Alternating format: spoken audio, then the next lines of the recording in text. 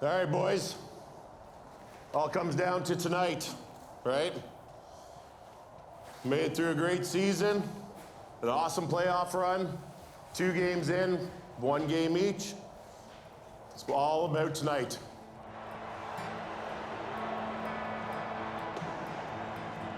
Come out strong here, boys. Got to play physical. Let's go. Play the last playoff game like it's the final. Whoever wins takes it.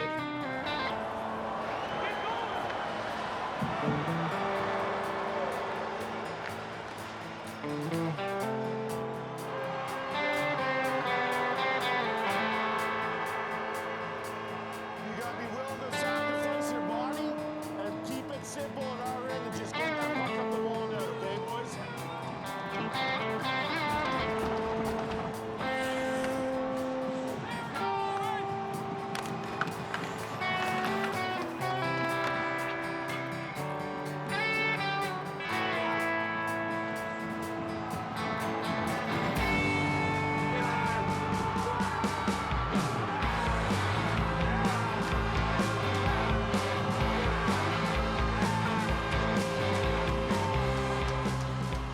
So many traditions here that you'll never experience at other hockey tournaments.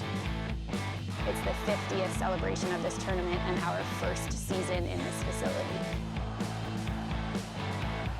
If it hadn't happened at that specific time, we might have missed the funding window, had to find the money somehow. I feel like we've become honorary citizens of Prescott.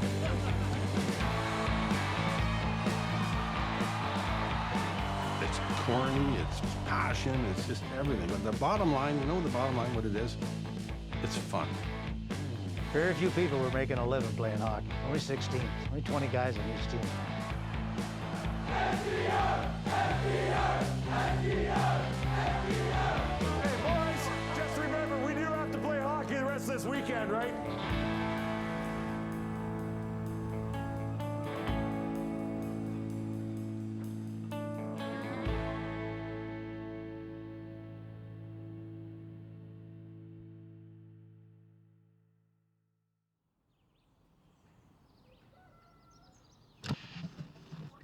People in the city don't get it. They only go to the rink when a relative or close friend is playing. You don't need a reason to go to the rink in a small town. The rink was packed the entire weekend, and the quality of play off the charts. Some of the guys who have played in the Leo over the years, Steve Yzerman, Sean Avery, Denny Savard, Brendan Shanahan, Brad Brown, Jeff Brown, Dougie Gilmore, Ron Tugnut, Eric Lindros, and Bobby Smith. When he played for the Ottawa West Golden Knights, Smith, I remember all too well because I played against him in the opening game of the very first Leo Boivin Showcase. In the very, very first tournament 50 years ago. Wow. We knew this was a big tournament. We had no clue that it was going to turn into this monster, this beautiful monster. But we knew it was a big tournament. We've got teams coming in from all over the place. So we knew it was big. We knew it was big. Did we know it was that big? Of course not. Today is the 1993 Midget AA tournament here in Prescott. The community always came together at the rink, you know? That's always been, my mother always used to say she didn't worry about her 2 boys because she knew in the summer that they'd be on the golf course and in the winter they'd be at the rink. And that was like that. It was like that for a lot of guys, and it still is. But it was really like that back then. You hung around the place. You became rink rats. You know, you helped shovel the snow. You helped flood.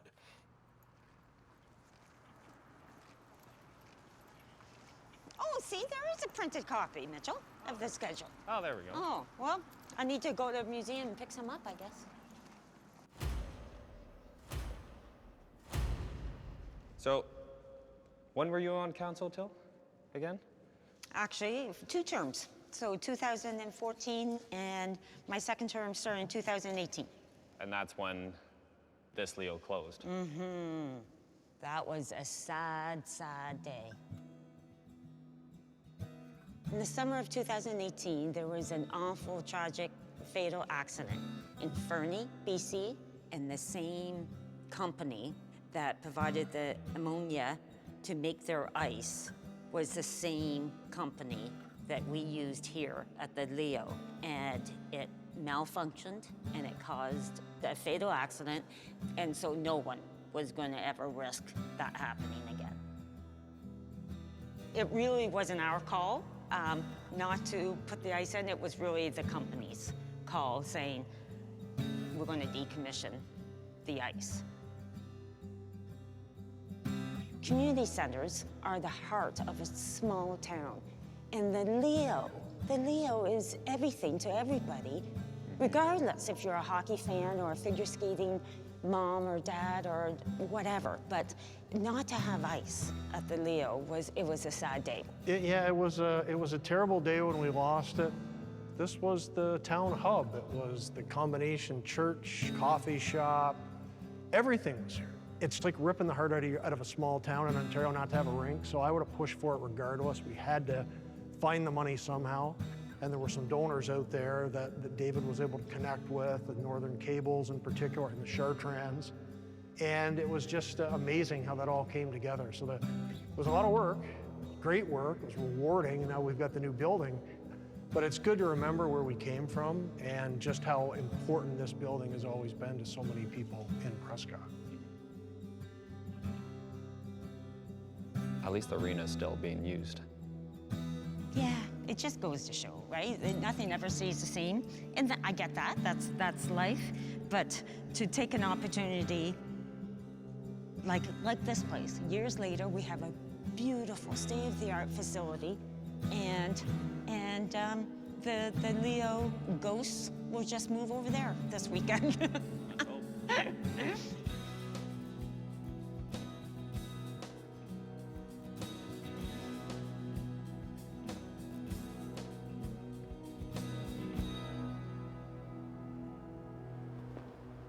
I think we're going to see a whole new generation of kids, my kids included, that are going to grow up here. This is going to be home. Me working here is kind of special, so they already very much feel at home here. But they do at the Leo as well because of what we've got going on over there. So it's a beautiful blend between kind of past and present and what's going to happen in the future. So this whole area is called the Seymour Recreation Complex. The rink then is called the Elaine Chartrand Community Center, and then as a nod to Leo, the ice surface is called the Leo Boivin Ice Surface. We needed something new. Yeah, it was a hit. When we didn't have hockey in town, that was like a major hit, right?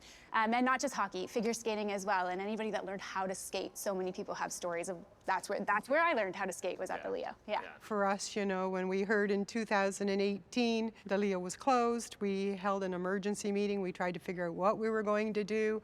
We decided we needed to go somewhere, so we, you know, taking it on the road sort of thing. We had decided on Morseburg. And South Dundas was very welcoming, but then decided to come back to South Grenville and spent the last 2 years in Cardinal.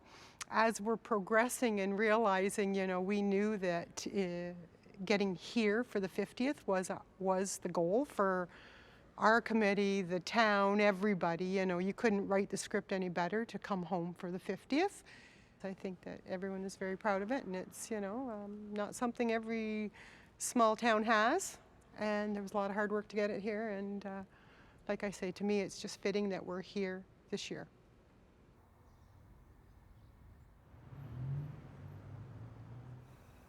Even just the older rink, people were saying that was the social spot. That's where everyone got together and public skating and just having drinks with friends. That was the spot. Yeah. And now that for the past 5 years they didn't have that, and they kind of lost their identity per se with the town, and now that they have that identity back with the new rink. Is it still the same, you think? That's what we're gonna find out.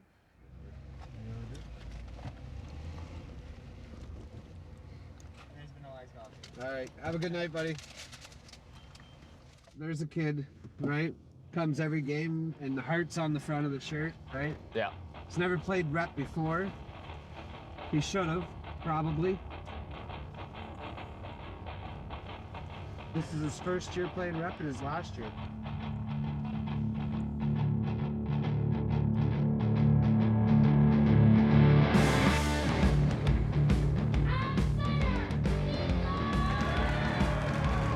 Let's show some fucking emotion here. Let's go. Let's go. I want pucks deep. Get it to the red line, get it deep, let our forwards go to work. We play defense first.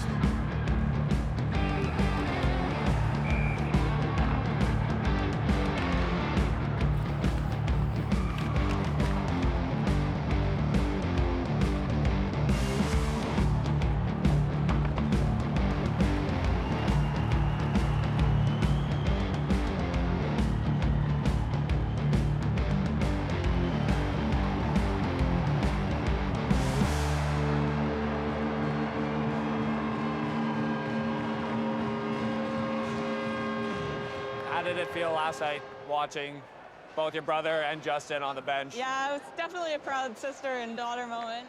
To see them get ready for every game and their whole routine that they do, you see the passion for it and it makes you want to do it. Spent a lot of time over the past years running errands with him and getting things ready for the New Year's party, the beach party, all that stuff. Like the old rink closing definitely put like a little bit of a damper on it, but I think if we get the right people involved, and not that the people doing it right now aren't great, but I think we do need some new blood to keep it going, you know? I find like a lot of time people say, what's in Prescott? What do you do in Prescott? My mind always comes back to the one weekend of the year where it's the Leo weekend. That's definitely in the script. Yeah.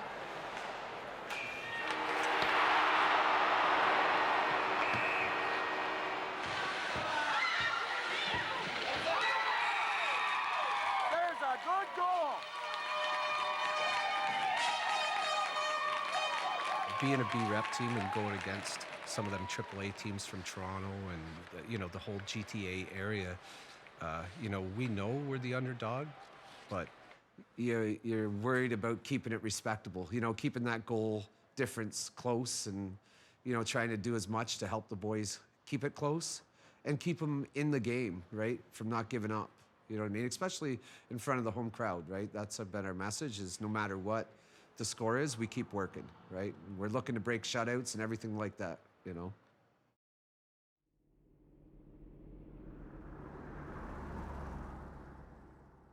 I was gone for 40 years. 40 years. And what do? We come back and now we're living in Leo Boivin's house. How cool is that? And you're talking to the biggest Boston Bruin fan on the planet, by the way. I mean, because Leo's iconic. He's a legend. And everybody in town looked up to him, still do. And he was just the way he carried himself, just a humble man. I was reading Jean Beliveau's book, the former great captain, number 4 for the Montreal Canadiens, and he always said, you know, you're playing against Leo Boivin, you keep your head up, because he was known for the best hip checker in the game. All those years with the Bruins, all the years coaching, scouting, he wasn't an NHL guy, he was a Prescott guy. The GTA parent was nearby and he says, do you ever get to see Leo Boivin? And Sean says, he's right there. Horse and buggy coming down the street. I said, Leo, I said, look, here comes your first bus from the Inkerman Rockets. He says, where? I said, there it is, right there. He said, oh, you son of a bitch, and he slapped me.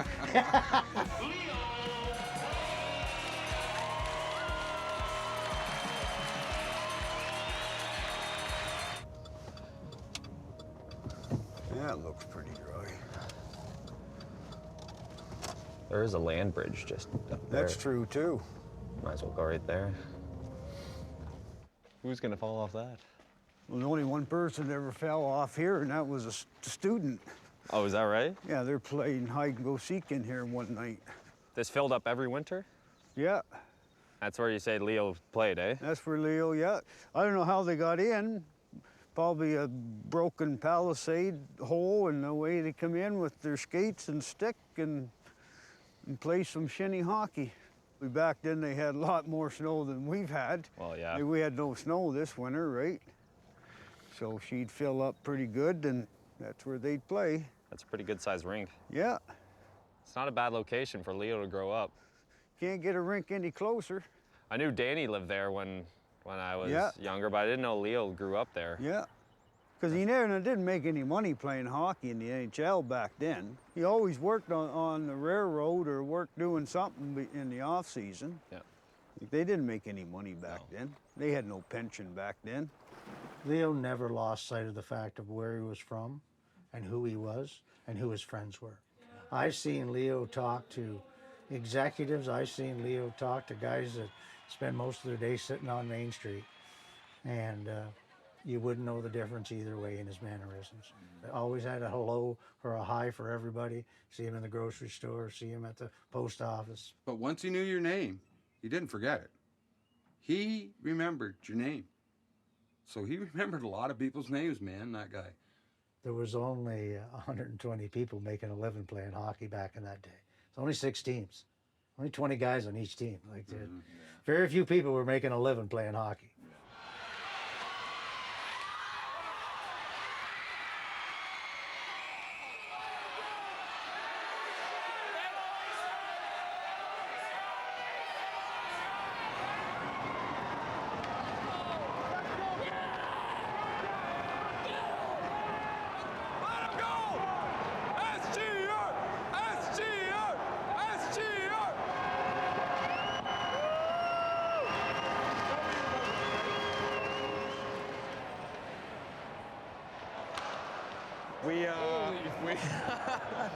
Get that, get that. Hey, clip it. Hey, clip it. Sound crew, did you see that? I flinched hard. Every year, everyone knows South Grenville's an underdog coming in the tournament. They lose, we find either a player or a full team, and we just hop on the wagon like SCR. If they make it through, 100%, we're riding that all day, every day. Yeah. They don't make it through, we're picking a team in the tournament we think's gonna win. I think it's cool, like, playing in front of people and like little kids, you get to sign them. Like, it makes you kind of feel cool. It's a cool feeling. I've never met a mean person. It's all about fun. Like, all the teammates on the ice, we're just joking around. It's just for fun, and it's competitive. It's just beautiful.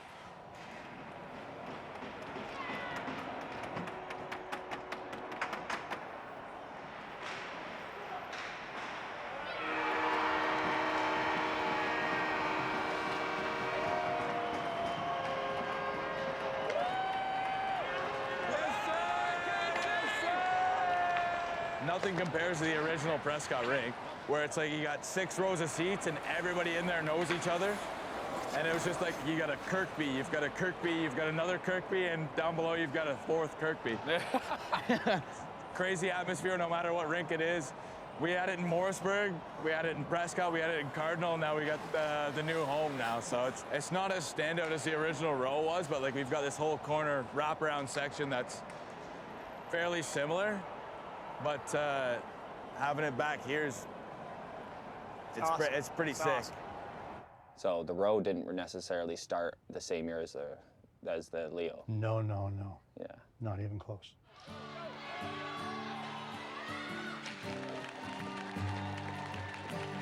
I was there on Saturday in the Row, the legendary Row, a section of the rink that fans who go to junior games in small towns are all too familiar with. The lads in the back having a good time and perhaps the odd beverage. But the Row is like no other, made up of the loudest, the funniest, the most passionate hockey fans you will ever meet.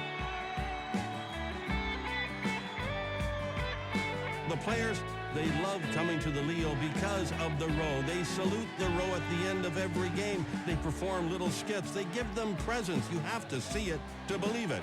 And the lads in the Row, they get on the players sometimes. You know what I mean, but all in good fun. It's funny because every time, there was a break, right, in between periods or whatever, that door was used, and they all seem to have to go outside for some reason. Oh yeah, I wonder what that reason is.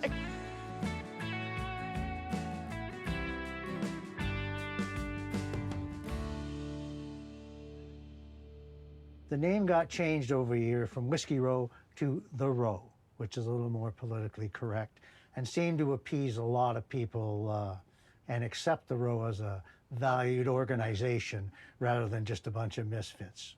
To be honest, there were special council meetings about it at the time. How can we curb drinking in the rink?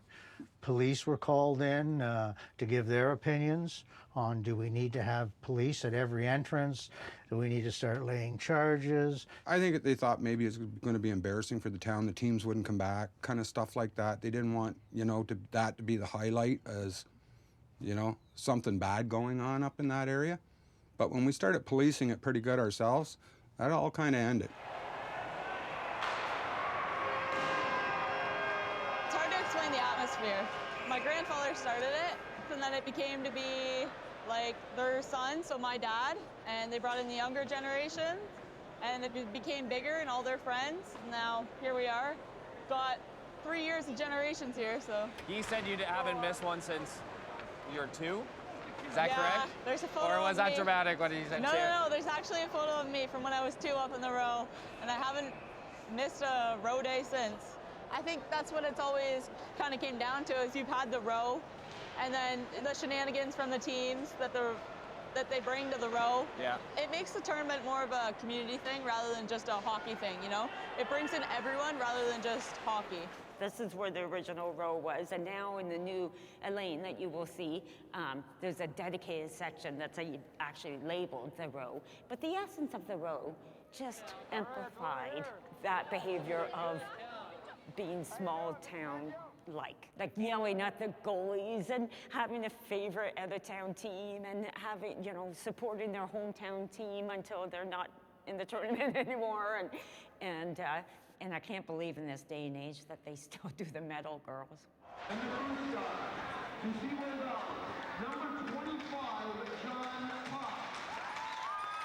Did girls want to do it back then? Oh my gosh, no. yeah. We felt pretty Yes, special if we were asked to do that, yeah. It's still a sweet, innocent Tradition, I Tradition, guess, yes. Yeah. It's so odd, really. Yeah. My brother got one of the stars. One of the medal girls was the sister of his best friend. She grabbed a hold of him and buckled on. He turned about that color for the whole world to see.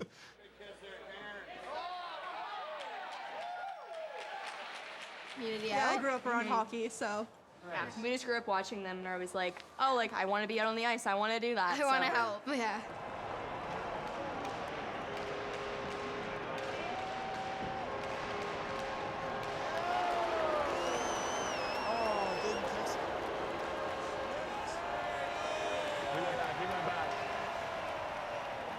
Like after I was like, I'm so sorry, I just hesitated. I should have kissed her on both cheeks and give her a hug. Keeping the tradition in makes people like the bro want to come to the game. Because if they change it, it doesn't feel the same. You know what I mean? Like you have to keep stuff like that because it brings the community to the games and makes them feel like they're still playing and they're still involved. I know it's a weird tradition. Like, yeah. Sign my Fine. Oh, damn. See you, buddy. You go, buddy. How does that feel? That's pretty cool. Kids That coming is up. pretty cool. Like, You feel famous, kind of. would that happen anywhere else for you? No. Only at the Leo Boivin. That's crazy. They're seeing things they don't see elsewhere, and they're seeing it in this small town, and then they go back and they talk about it, and then you hear former NHLers talking about Darcy Tucker. I remember hearing him talking about this tournament in Prescott. You guys are crazy, and he sits with the boys in the row. How's it going, guys? It's EJ here. I'm gonna take you on a Saturday night tour of the row here. Let's get after it. U16 right now. We're going strong. The boys are stepping up right now. We're double A, but hey, we got ourselves a game. We're 2-2 going into the third. Give me a rope for the Leo here. They're only 16. They're only 16. 15. We got some fucking cheers, some drinks, fucking getting her going. Hey, Chris, give me a couple words about the Leo tonight here. But the tonight? Here we go. We got a big fucking goal here. Even when your hope is gone, move along. Now I have my dad here running the champs after years, and now here I am. Give me a rundown on this year's Leo. What's going on out here tonight? What do we got right here? Well, so far, Sommer is getting scored on by 15-year-olds because Sommer can't save a puck. First time at the Leo? Yep. Oh no, second time actually. Second time at the Leo. What are your thoughts here? Love it. RSL. RSL. It's all your fault. It's all your fault. Here we go. Exactly.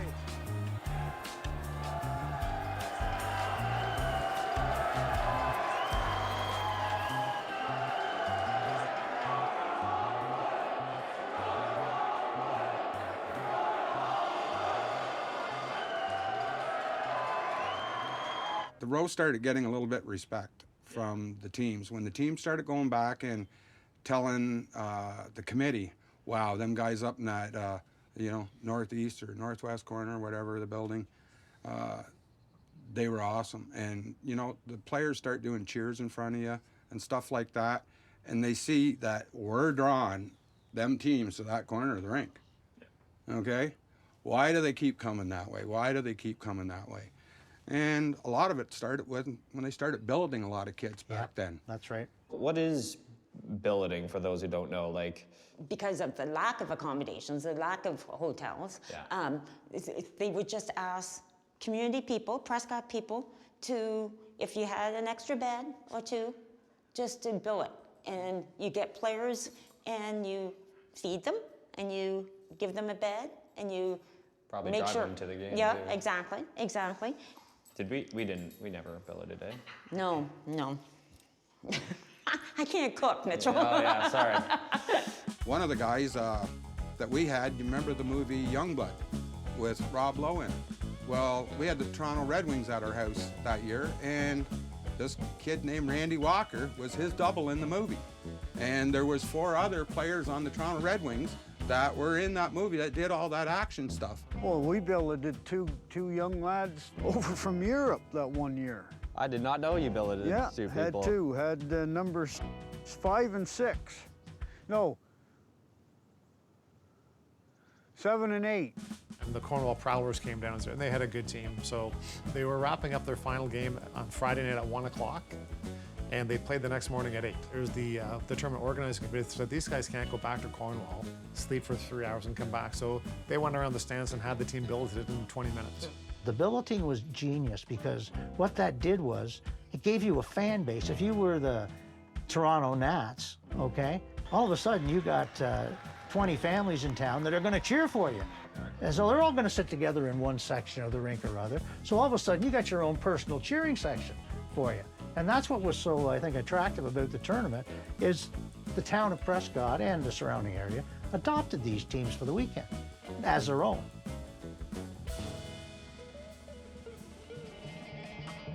Team from Latvia come over, and they're on a bit of a tight budget, but they wanted to come over. They flew into New York, bussed from New York to Augsburg. We had 12 families get up and go over the bridge at 4 in the morning to pick them up in Augsburg, bring them back. What other families are willing to get up at 3:30 and drive over to Augsburg to pick up kids from across the Atlantic, you know? Unfortunate for the tournament because it was a tradition that there was a lot of families that looked forward to welcoming a couple hockey players in and treating them, you know, and taking care of them. I think, unfortunately, it's just the way society's going, and there's so many checks and balances and this and that. And hopefully, you know, the goal maybe is to look to expand and get some teams from greater distances. And if that's the case, maybe we can get back to billeting again. It's just a good time for everybody in that era. I mean, there was lots of jobs. Everybody was relatively comfortable. When we had the All-Star team, every player on that All-Star team would get something over and above their T-shirt or their medal. I mean, that's what put us on the map for the tournament too. We used to have Christmas programs, school programs, and Loyalist days and stuff like that. We don't have that anymore. No business left in town. Yeah. You know, and the little ones, they're just making ends meet after COVID, right? Yeah. You know, fathers worked at DuPont and making connections, and service clubs making connections all over, and you know, we had Hathaways and Fischels and Newells and RCA. Everybody threw in a couple bucks, you had a lot of money. Now they're just scraping by every Scraping by. And there's no question that there was some erosion of the manufacturing sector in the whole region. It was a busy town, you know, anytime after 3 o'clock when the shift was wrapped up, so to speak. And I think there's been a change in demographic, and that's not, you know, it's not unique to this region. I think that's something that's happened in all communities. And this region is one that has always sort of fought above its weight. And I often think of the Leo Boivin Showcase similarly, like to be in a similar class as that. But I would suggest that probably even to this day, it would rival any other type of tournament of its size and caliber in the experience that it provided not only to the community but also to the players and families who play in it.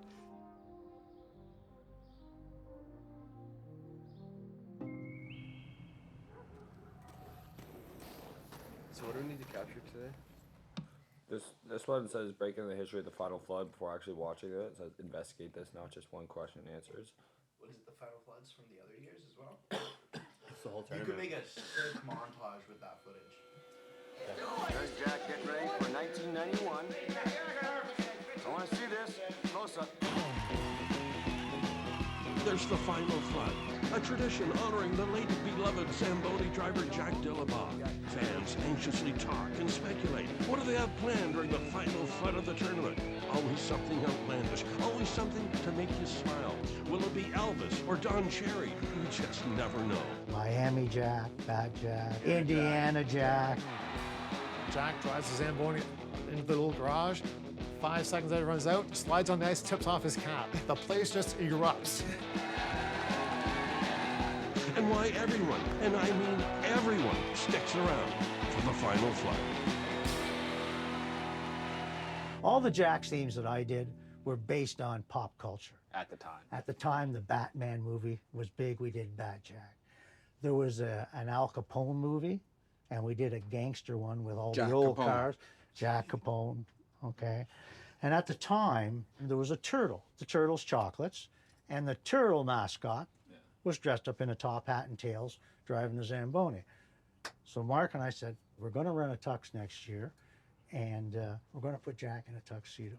And that's how it started. It was never intended to grow to what it was, ever. It was a way to show Jack, basically, how much we liked him. Not how much we appreciated him or he was the best Zamboni driver in the world. None of that. We just liked Jack. We all liked Jack. He was a friend to all the kids. He was a friend to anyone who came into the ring. And he was a character. There's Jack getting ready. Oh, he's swinging his hose.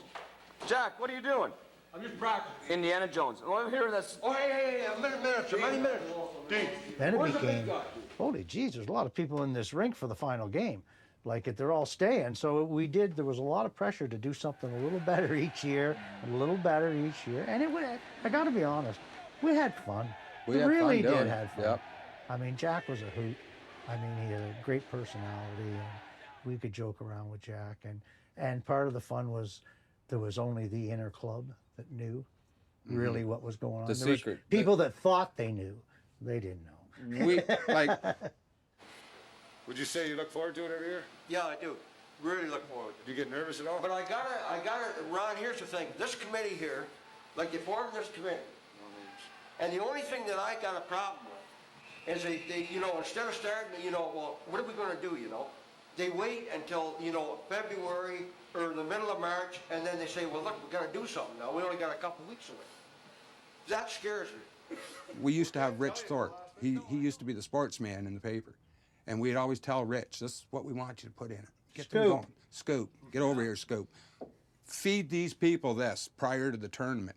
Prescott Journal come out every 2 weeks. So a month ahead of time, Rich would start writing little things in about, looks like Jack's going out of town for the weekend. He's got to do the ice in St. Louis this weekend. Special request.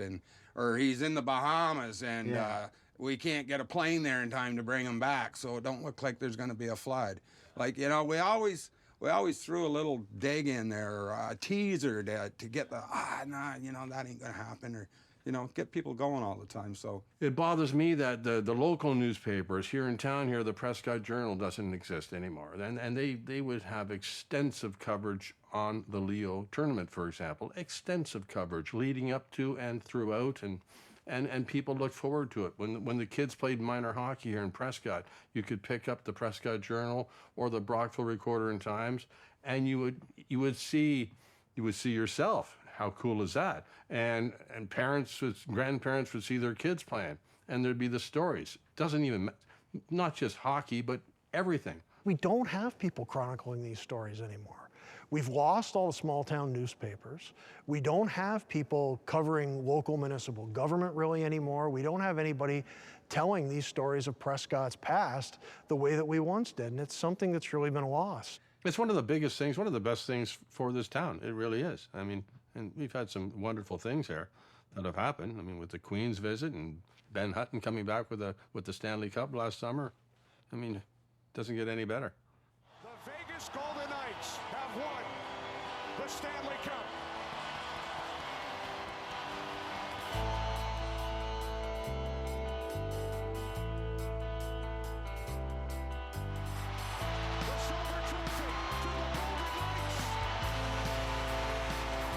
I'm Ben Hutton. I'm from Prescott, Ontario. This will be my 10th year in the NHL coming up, so it's kind of crazy. There's Hutton towards the net. Score! It's in the net! Holy shnikes! I felt proud to be able to bring it back here and just show the community. The whole town has been behind me since the moment I started playing hockey and then made the NHL. Hansen missed the puck. Shot by Hutton, scores! Ben Hutton has his first in the NHL. It's fun. It's a good tradition, and I love that tournament. It's a blast. I mean, when you're playing it and you're from Prescott too, it's so much fun. And then when playing in it, actually, that's when I got my first hockey fight. So that was a cool moment for me. He wedged it high and wide. And now Hutton's going to be challenged here by Smith Pelly. They're reigning right hands. I felt proud to be able to bring it back here and just show the community and have some fun and rip it up with my friends and family here. So it was good.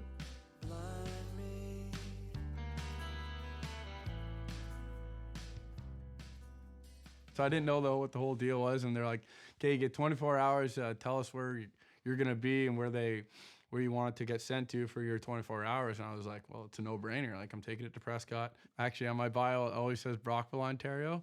So the people from Prescott always like to remind anyone that comes around from the NHL that it's Prescott, Ontario. So my dad always said, just growing up, it was his biggest thing, and it always stuck to me, is this: if you're good enough, the scouts are going to find you, the hockey teams are going to find you. And apparently I was good enough, and they found me in the small town of Prescott. So yeah, he wasn't lying to me. He wasn't just motivating me. He was telling the truth. So yeah, no, yeah, that's one quote that sticks in the back of my mind from my dad. So it's pretty cool. I think Ben was like about 14, maybe. Well, it must have been 14. I'm sitting in the stands, and buddy comes up and he goes, "If you want your son to go high in the OHL draft, he's gonna have to come up and play for us, the Toronto Red Wings. And it'll cost you 15 grand, he'll bill it up here." And I just simply looked at him and said, "Well, a couple things, bud. A, 15 grand isn't gonna happen. B, my son's 14. He's not moving to Toronto and living, like, these are the influential years here. That's when Daddy's got to step up here and do his job. So thanks, but no thanks." He goes, "Well, you're going to ruin his opportunities to," well, so be it. Thanks, pal. And of course, the phone keeps ringing and that kind of stuff, but I mean, they just know. And that's when he said, "Well, you know, other guys, you know." I said, "Yeah, son, again, if you're good enough, they'll find you." And that's a teenager that played in the Leo. Growing up, my dream's always, to play in the NHL. Everyone's always dreaming, Stanley Cup Finals, Game 7, double overtime, you're scoring the goal in the driveway, I mean, everyone thinks of that, but, at that time, I was just playing hockey, having fun, and, I was lucky enough to be one of the few to be able to make it. Especially, like, the guys that are from Toronto and, like, the Montreal area, like, I'm like, "Yeah, I'm from Prescott, blah, blah, blah, like, do you know where it is?" And I mean, the majority of the time they say no, and then I'm like, "Oh, well, we had this, this hockey tournament at the Leo, Some of them do bring it up, and they're like, "No way!" Like, "Yeah, I do remember that tournament." And I'm like, "Do you remember the row, all that stuff?" And yeah, it sparks me. It gives a big smile on my face when I hear that they do know about it. Like, I mean, everyone that comes into town from Toronto, from wherever, like, they're all signing autographs with little kids, and you're having a blast. You're walking around with your chest a little bit out, a little bit more. It's, I mean, looking back now, you almost feel like you were like in the NHL, a little bit of a pro at that time.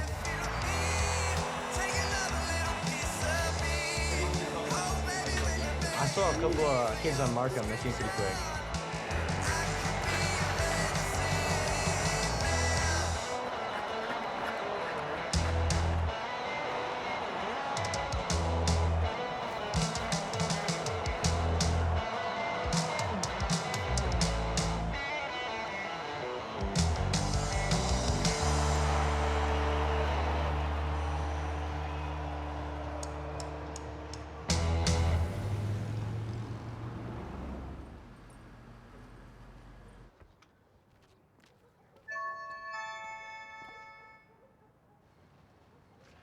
What's up, Justin? Come on in, fellas. Hey, buddy.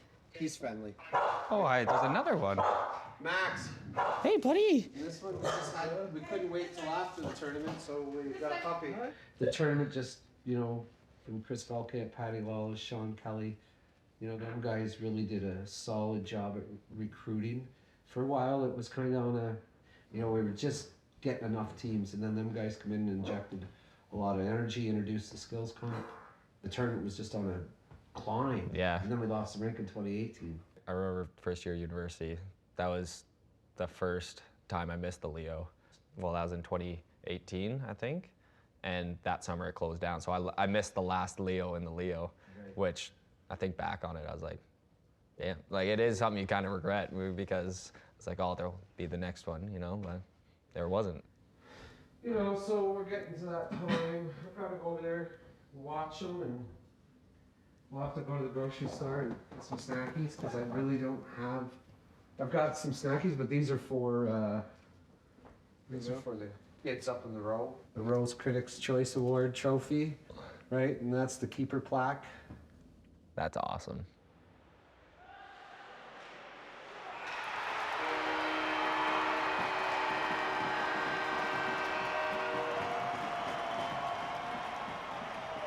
So my name's Jeff Dedecker. I was born and raised here in Prescott, and I lived here until I was 22, and then I moved to Western Canada, initially to Moose Jaw, and then to Regina, where I've been for the last 35, 40 years. As soon as I knew they were going to have the 50th in the new rink, I knew I had to be here. Yeah.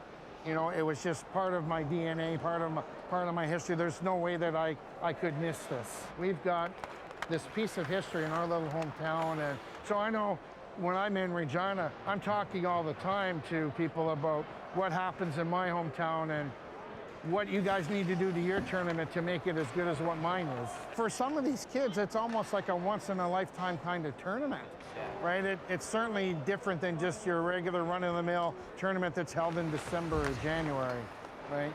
Finally got the name of the president of the MTHL, that's a Metro Toronto Hockey League, and all he says, no Toronto teams will be going to Prescott to play hockey. So I said, okay, so when are your playoffs over? He said, end of March. If you wouldn't mind giving me the names of the coaches and the phone numbers, we'll schedule our tournament in April. And believe me, it takes a lot of work to put a tournament like this on, and whether there would always be the help available to do it would be the big question. So it's just the young blood coming in that's kept it going. Well, it's just one of those things change. I mean, Chris knows better than anybody how hard it is to get teams, right? And a lot of factors, a lot of dominoes fell. I think one of the big ones, Chris, in terms of sort of the prestige of the term, for lack of a better term, is the draft in the OHL going from midget to bantam. So now kids are getting drafted younger. Some of the high-end talent is now playing junior hockey, where some of the high-end teams used to come down here for one last look before drafts and protects and stuff like that. You don't have that anymore. I think they've done it pretty well right now as far as that goes. I mean, the only other way would be to go with more teams or something like that, but that's very difficult in this day and age to get more teams. Tough enough to get now. So, I mean, we used to always be 16, but it's down to 12 this year. So, Well, it's great hockey, and these kids are doing the same thing they're doing years ago that they're doing now, getting autographs from these guys, asking for stuff. The monitors. How long have they been going on? Those kids coming. A long time. Yeah, a long time.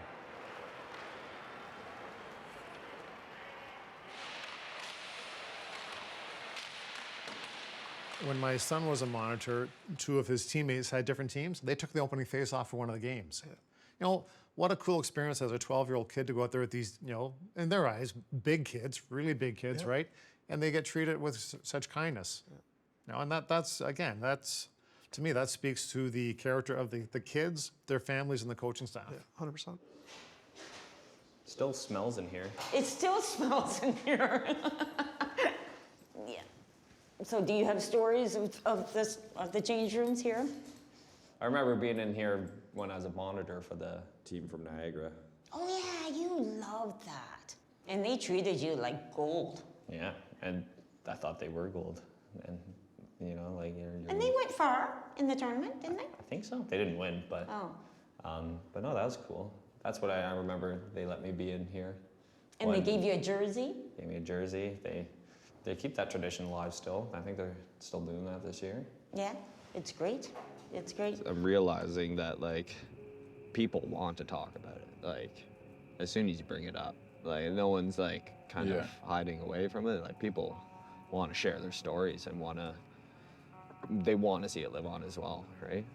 But again, like talking to these people who have invested like pretty much their whole lives into this tournament, or have played in it, or they just like care about it so much. And here I am. I do care about it, but like I haven't played in it, right? Ever? No. Really? Yeah, I didn't know that. Yeah. No, I actually here I am talking about it all the time, and I've never actually played in it.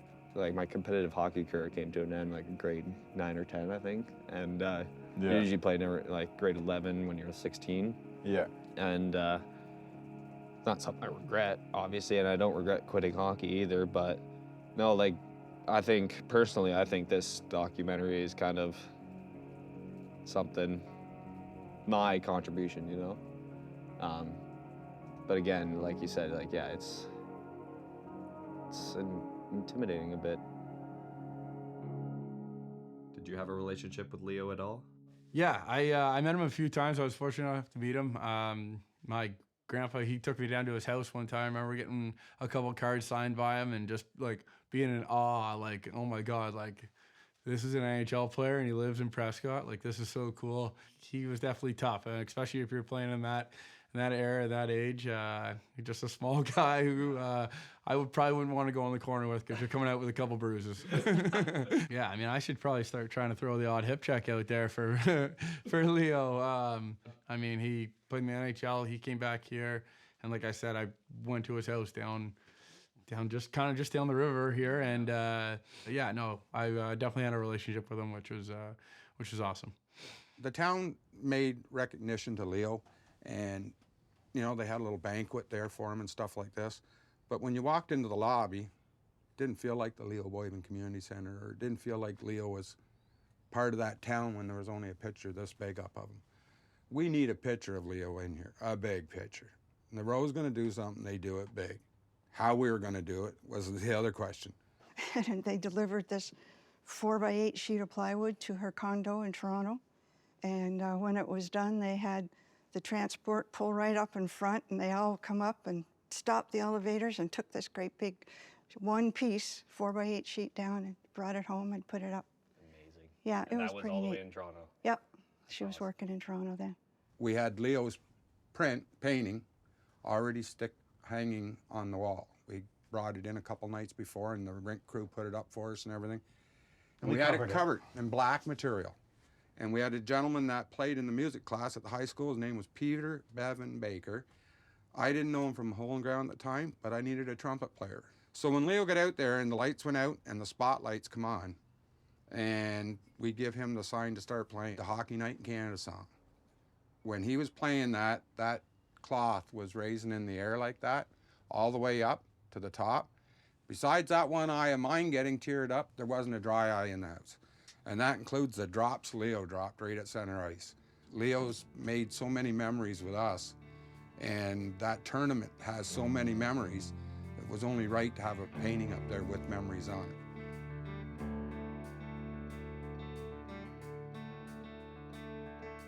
Just because he's gone on, we still do this for him.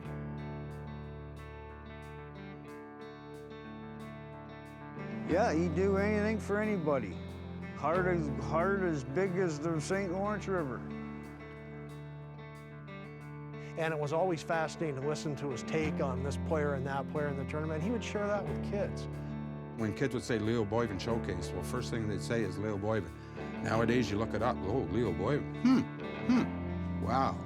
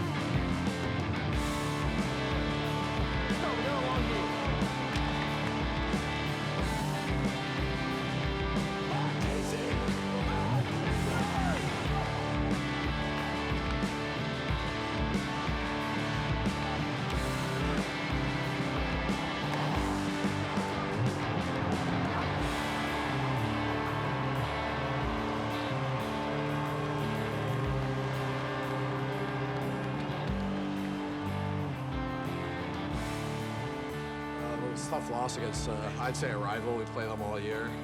Won a few, lost a few. It was just a tough loss. It's like the end of the year. We're done now. So it's a weird feeling, like not having any more hockey to play, and it just sucks losing. Everyone hates losing.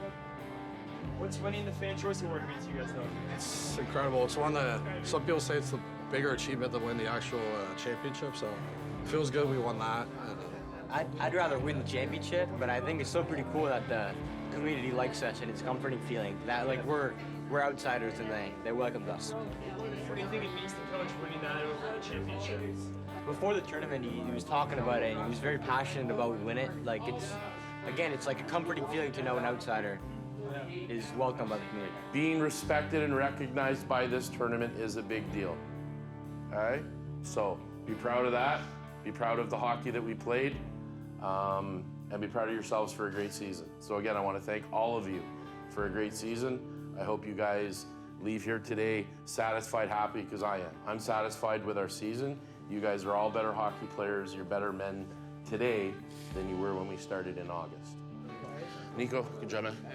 D, good job. Good luck. Great job. And you guys will want to come back next year? Obviously want to play higher level hockey, but a bunch of old guys are, even in the league, it's always fun. Like the games, you always gotta love the game.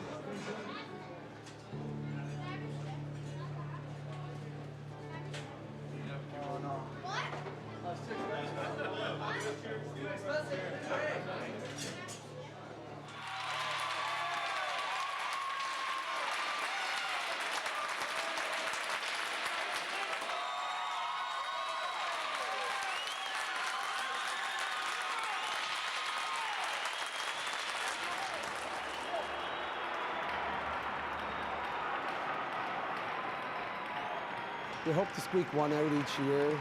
You know, lots of times it doesn't happen, you know what I mean? I think that Thursday night game, right, was a big one for us, and the boys haven't stopped celebrating since. So, you know, I think they're here to build memories and have fun, and, you know, it's hard to coach that because you want to win too, and, you know, you want to keep the games respectable, you know, not have big score differences, but, yeah, I mean, I think when I played, the scores might have been a bit higher, so they did all right. I wish all the best to the 5 guys that are done their hockey, moving on probably to school next year, right? There's one thing you guys can do, no matter where you end up going to school or where you end up going, boys, don't ever give up on hockey, okay? There's lots of great men's leagues out there. There's lots of great leagues in school. And you can still be champions even when you do that stuff, right? Because there's great leagues out there, so. There's nothing else that you pick out about this hockey, guys, is it's friendships for life, and hopefully it carries you on that you keep playing or keep playing involved, right? So, everybody else that is not graduating this year, I hope we get to see you guys back here next year, right? And we got a title to defend. I'll be in the row. Right?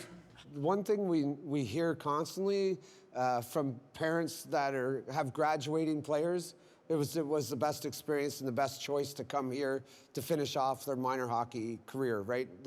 It's a great send-off to their minor hockey career, right? I can remember that last tournament, at the Leo. It was really sunny out that last day, and everybody got to hang out at the Fort Wellington in the park and have whatever. Refreshments. We've got to be really good friends with a lot of the parents too, and the kids were friends with and you just didn't know what the future was going to hold, you know, as far as, I mean, you don't want to think that hard about it, right? At the time, you're just kind of going with the flow and see what happens, right? But the day that we left for the University of Maine, I just remember thinking, things are never going to be the same again, because here we go, like, his life is starting, you know, and we toured a lot of schools, a lot of NCAA 1 schools, in a lot of the different divisions. And as soon as he went to Maine, he was hooked. Like he knew it felt right to him. Maine almost felt like kind of like the small knit community like Prescott. I mean, I had a chance to go visit other schools or have a chance to commit to other schools like BU and the BCs, but they weren't my vibe. I was coming from a small town of Prescott, you know what I mean? I've only lived in Prescott, and being there, it felt more close like home. And we had a fun time, and the Elfond there is a place where you want to watch another hockey game. That's a cool atmosphere. The fans are nuts. They're called maniacs for a reason.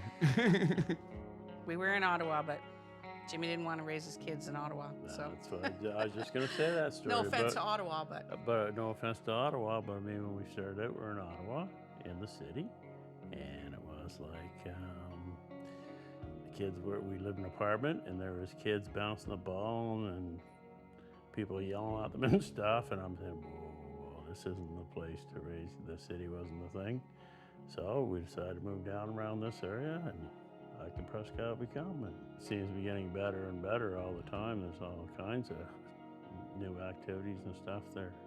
Yeah, they're doing a good job there. all the activities that they run at the old Leo for kids and pickleball for other, like, you know, that, I think it's great that that's all going on too. They didn't just demolish it and say, what are we doing with it, right? Like, they're making positives out of it for families, I think. Does it make a difference being from Prescott? Yeah, definitely. I mean, actually, I'm having a kid here soon, and I hope that soon enough, in 3 or 4 years, there's a little hut in Jersey skating around the rink in Prescott. I'm Prescott proud, and I always will be. So yeah, I would say it does for sure.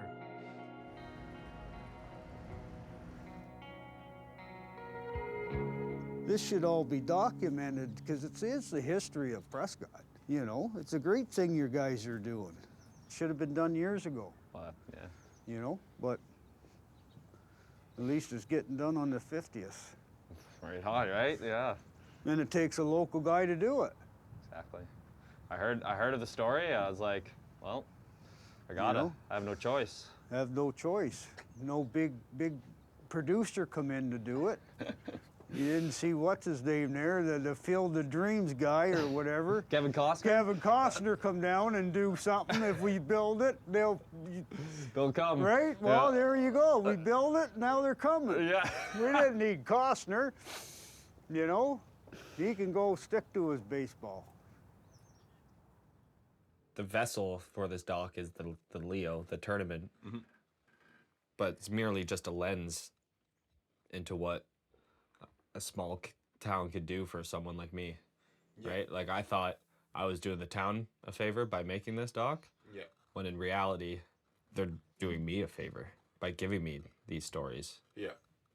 No one understands a small town like the people of that small town, and I want to give that to the world, in order to, to make everyone feel like they're from a small town.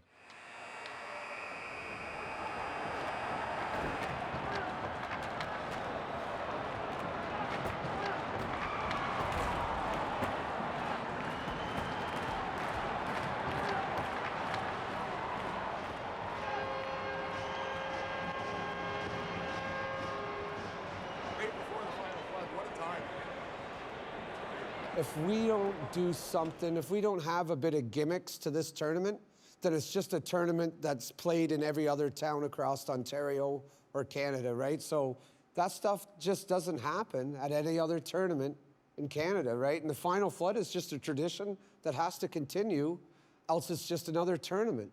Okay, so intro to the Final Flood, like similar years. Are we bringing them out of a vehicle? Because in the past, they've always come out of vehicles.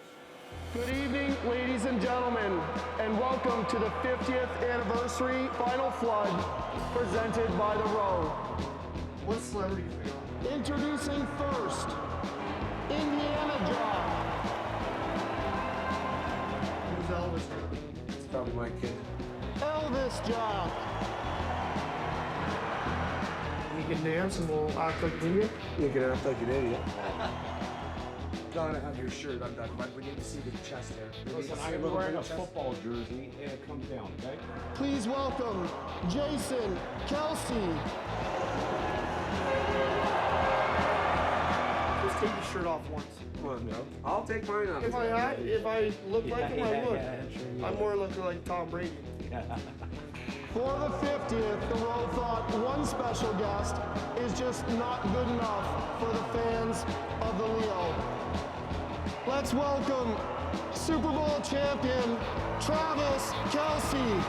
we will use a coin flip to determine who gets to ride the Zamboni. Travis walks towards the Zamboni. The announcer says, "Wait a minute, boys. I mean, you guys are definitely NFL celebrities, but let's be honest. We all know who the most popular person is in the NFL." All of a sudden, the music's kind of like there's a little pause. And Taylor Swift comes out. How about that? What is You wrote it. No wonder you're fucking I write. He typed it. I thought it was fantastic, other than waiting there, but otherwise, I thought it was good.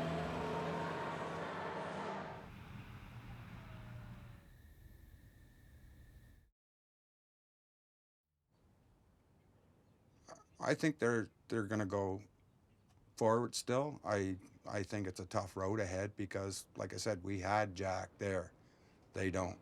At 35 years, I didn't think it hit 50, okay? And it's hit 50. So to say that it's not going to hit 65 years or 75 years down the road, I know we won't be there, Beats. No. But somebody's going to be there maybe. The tournament always had the better good for the community involved. It wasn't just a fundraiser, okay? It was people coming together to enjoy a good weekend of hockey, okay? And be able to be proud of what our town was. And people take that very seriously in small towns. So Mary and I are, we're in cahoots with lots of stuff, but Mary's been doing that behind the scenes now for about close to 30 years, so. Leo was a very good friend of mine, so yeah. I miss him dearly. And Miss Vicky, well, she's the backbone of the whole business. Like Leo said, the girls are the brains of the outfit. That's awesome. I think we did him proud this weekend, and yeah, I think it was. Blew everything out of the water. To me, it was never about the hockey. It's like that type of thing right there, at that rink. Sure, people were playing on the ice, but it wasn't about that. Yeah. To me, it was about being in the stands. Yeah. Talking with people. And so I guess, yeah, I've always wanted to make a movie about this town, and this is the event that represents this town. We will have a 10-minute, 5-on-5, sudden death overtime.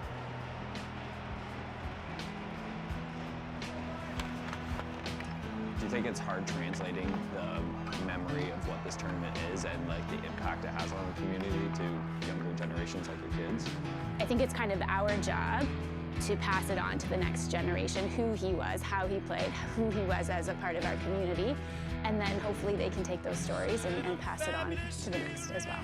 You know, I think he'd be very proud of Prescott and everything they've done to put this arena here, and yeah, it wouldn't be the old barn that he would have liked to have played in and seen, but he would have, you know, loved it just as much as I think everybody does.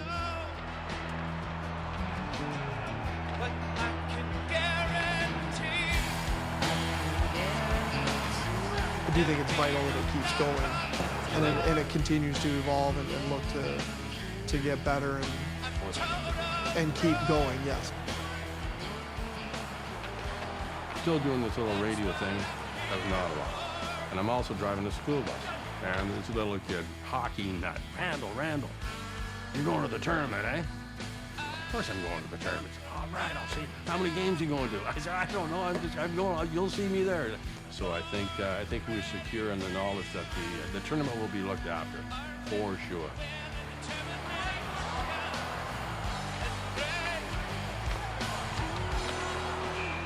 If we didn't have that, you wouldn't have this, and you wouldn't have this, and you wouldn't be sitting there right now interviewing us.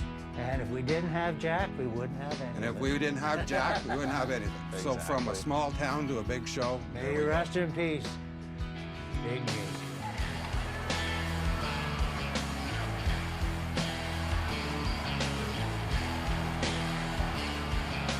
As far as I'm concerned, you know, the future looks brighter than ever for the tournament and for hockey in Prescott and figure skating because of that new building. So, you know, it's 50 years, but this is the start of the next 50, not the culmination of the last.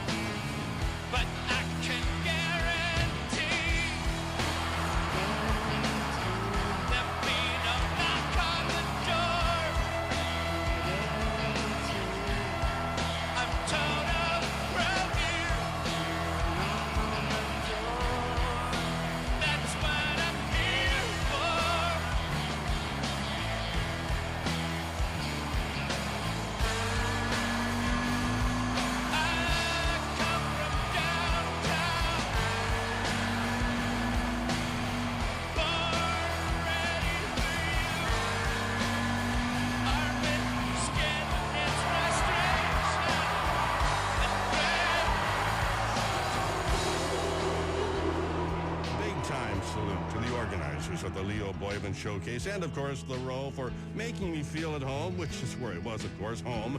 The players, the teenage boys, and a few girls, they are the real winners, and that they take away memories they will cherish for the rest of their lives. Small town tournament hockey, there's nothing like it.